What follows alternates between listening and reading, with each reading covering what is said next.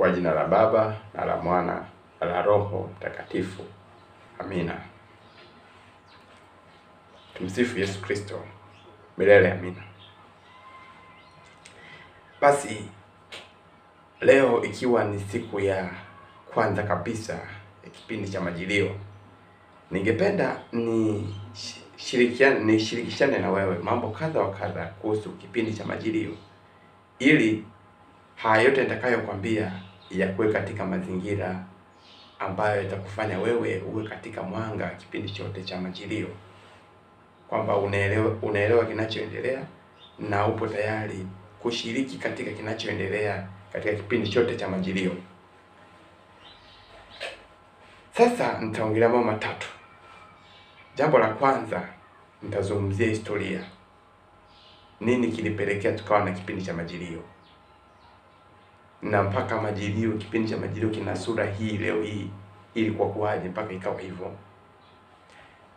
Hii yote ni kufanya wewe usije ukawa na kushangazwa na vitu kwa Majilio ni nini, ninatokana nini. Hiyo nataka tuiondoe katika akili yetu, tujue kitu gani kilipelekea mpaka Majilio ikawepo. Jambo la kwanza. La pili nitazungumzia juu ya mabadiliko katika liturujia katika kipindi cha Majilio.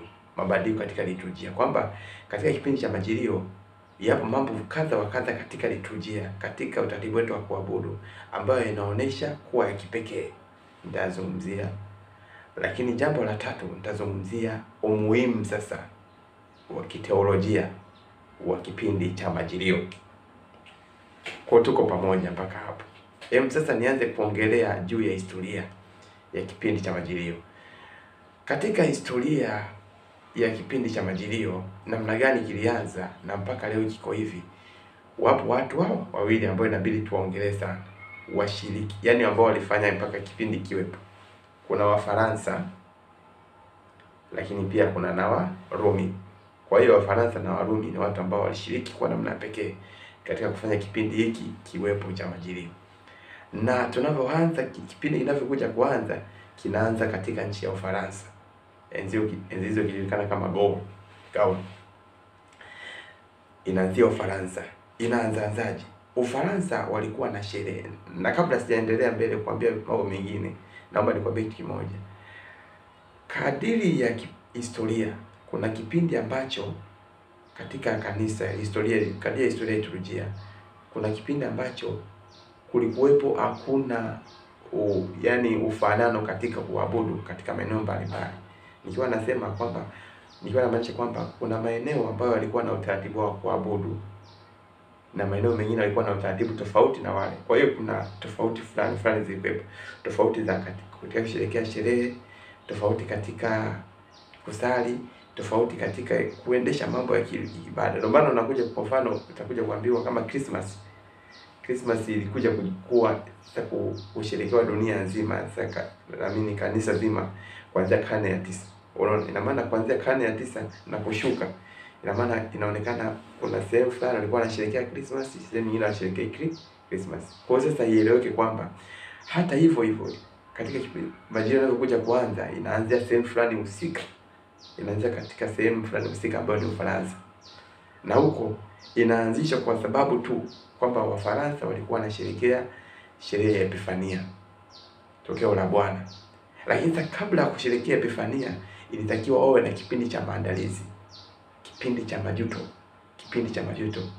Na hicho umuhimu wa kuwa na kipindi cha majuto na maandalizi ilikuwa ni kwamba ile sherehe ya tokeo la Bwana, sherehe ya Epifania ilikuwa inaendana na jambo la ubatizo.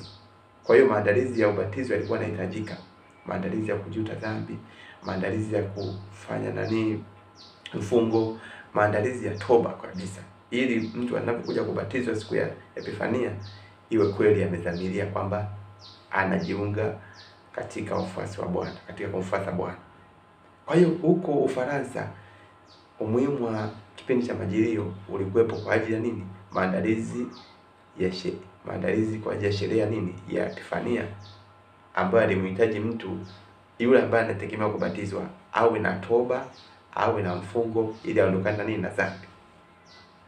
Tumeelewana mpaka hapo? Kwa hiyo Ufaransa ndio wakawa watu wa kwanza kushiriki katika mambo ya sio majilio. Sasa kwa kuwa Ufaransa ndio wakawa watu wa kwanza kushiriki mambo ya kushiriki majilio, hawa ndio sasa wakawa wanatoa taratibu sasa wa kwanza. Wakawa wanaonesha sasa, wakawa wanaipatia majilio ile sifa ya kuwa na toba, kama utakavyoona leo hii kwamba leo hii kuna dalili za kuwa na toba, kuna alama za kuwa na toba katika kipindi cha majilio. Kwa mfano kama mishumaa, nitakuja kukwambia baadaye inavyotuelekeza kwenye toba. Una kutopiga ngoma kipindi fulani, mambo ya toba yametoka huko Ufaransa. Sasa kadiri muda unavyoenda, mambo yanasambaa. Kitu kinachofanyika mahali fulani huwa kinashirikishwa na watu wengine. Kumbe sasa hii mambo ya majilio yakaanza kuenea katika nchi mbalimbali ikiwemo England. Yakasogea mpaka akaja wapi? Akaja Roma. Kwamba jambo zuri la majilio. Sasa tunafanyaje, tunalipokeaje? Kumbuka huku lengo la Wafaransa ni lengo la kujiandaa ya Epifania. Lakini sasa ilipokuja Roma huko wenyewe wana sherehe ya Christmas. Na wanaambiwa kuna majilio. Wanapokea majilio sasa kama kipindi kwa ajili ya kujiandalia ya Christmas. Unaona tofauti zinazoanza kuja hapo mbele. Kwamba huyu anajiandalia Epifania, huyu Mrumi anajiandalia Christmas. Kwa hiyo anatumia kipindi cha majilio, kipindi cha Advent kama kuandaa Christmas. Na hapo sasa Mrumi na mwenyewe anaanza kutunga utaratibu. Hapo kwa kina Papa Grigori Mkuu anatoa taratibu. Masomo yatasomwa haya, sala zitasaliwa hizi. Liturujia sasa anaanza kupata vitu fulani vya kimajilio, majilio zaidi. Kwa unaona mpaka hapo Roma shughuli imeanzia Ufaransa, sasa inakuja Roma. Na inapokuja Roma inapata vitu vingine vya ziada. Huku Ufaransa ilikuwa ni kwa ajili ya kujiandalia Epifania, lakini Roma ilikuwa ni kwa ajili ya kujiandalia Christmas. Tumeelewana mpaka hapo.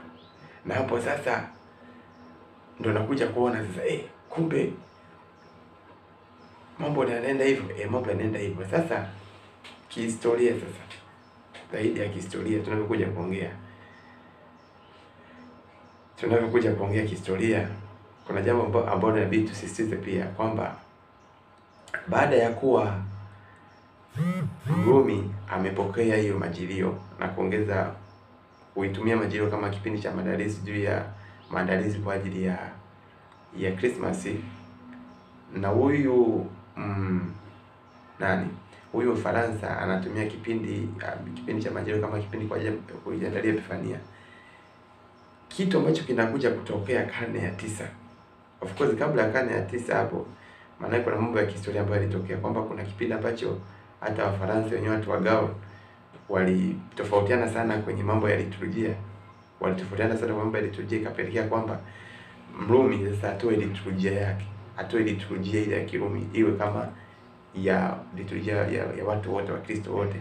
Na huko sasa Mrumi alikuja kutoa historia kutoa liturujia yake kwa ya watu wote, ndo yale mambo ambayo yalijitokeza ambayo yaliingizwa kwenye liturujia ya majilio ndio kutoka kwa Warumi yakapelekwa pia kwa Wafaransa. Hiyo ni historia nimezungumza.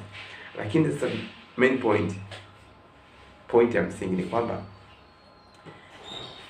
pale Christmas ilipowekwa kuwa sherehe ya Wakristo wote karne ya 9, kuanzia karne ya 9, ndipo sasa kipindi cha majilio kikaanza kutumika kwa Wakristo wote kama maandalizi ya Christmas.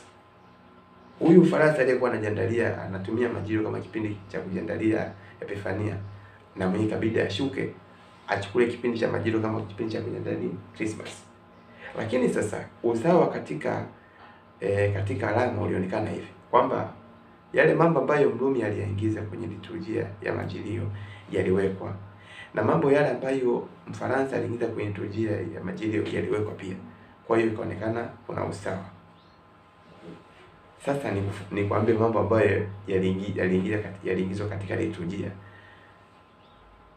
na haya mambo yanaonekana mpaka leo. Ngoja niongee kwa sasa, nahamia kwa kitu cha pili, ambacho ni liturujia. Kwenye liturujia upekee au tofauti wa kipindi cha Majilio na vipindi vingine unajionyesha katika mambo haya mawili kwa upande wangu of course ninavyoongea. Jambo la kwanza ni kwenye masomo na jambo la pili ni alama zinazotumika kama mishumaa. Sasa kuhusu masomo, tukizingatia kwamba kipindi cha Majilio teolojia yake ni kwamba tunajiandalia kwanza juu ya ujio wa pili wa Yesu Kristo, lakini pia tunajiandaa kwa ajili ya kukumbuka sherehe ya Christmas, sherehe ambayo tunamkumbuka kwamba Yesu Kristo alizaliwa na kuingia katika binadamu kama sisi. Kwa mambo haya mawili. Hivyo sasa, haya mambo mawili ndio yanakuja kutekelezeka au kuonyeshwa katika masomo. Kwamba utakuja kuona somo la kwanza katika hizi Jumapili zote 4 linatoka kwa manabii. Na unabii unaongelewa unaowekwa mkazo ni ule unabii ambao unaongelea juu ya ujio wa Yesu Kristo. Tumeelewana? Na ujio wa Yesu Kristo ndio unagusa roho zetu kwamba tunakumbuka kwamba Yesu Kristo atakuja, atazaliwa siku ya Christmas. Lakini zaidi ya Yesu Kristo pia atakuja baada ya nini? Atakuja tena kwenye ujio wa pili. Unaona? Na ndio utaona kwamba somo la Jumapili ya kwanza hiyo mwaka si natoka kuna kitabu cha nabii Yeremia. Tutaona vitu kama hivyo. Lakini pia Injili inakuonesha sasa, Injili yenyewe inakuonesha hivi kwamba Injili ya Jumapili ya kwanza inakwambia wewe Mkristo, lengo la ile Injili Injili ya Jumapili ya kwanza ni kumweka Mkristo au tayari kwa ajili ya kumpokea Bwana wetu Yesu Kristo. Unaona? Lakini zaidi ya hayo, Jumapili ya pili na ya tatu unakuja kupata ujumbe wa Yohane Mbatizaji. Yohane Mbatizaji anakuambia tengenezeni njia ya Bwana, isheni mapito yake. Sauti ya mtu aliyenyikana. Tengenezeni njia ya Bwana, isheni mapito yake. Lakini na juma la 4, Jumapili ya 4 ndio anakuja kuonyesha sasa kwamba hapo kuna mambo yanazungumzwa kwamba malaika anakuja kumpasha habari Maria. Hata Yusuf pia anakuja kupashwa habari kwamba atazaliwa Mwokozi, vitu kama hivyo.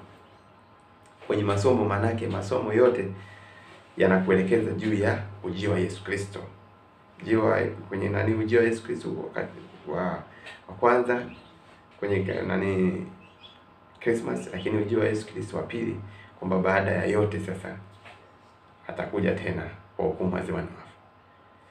Kuhusu sasa alama nyingine kama mishumaa. Mishumaa hii hapa utakuja kuona tofauti.